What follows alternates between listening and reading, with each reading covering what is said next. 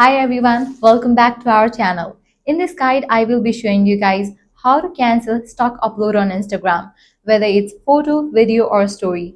It's super frustrating when your post won't upload no matter what you do. So in this guide, I will be showing you guys how to resolve this issue in just a few simple steps.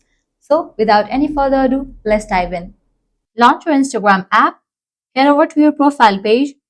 If you're facing this issue, what you want to do is log out of your Instagram account.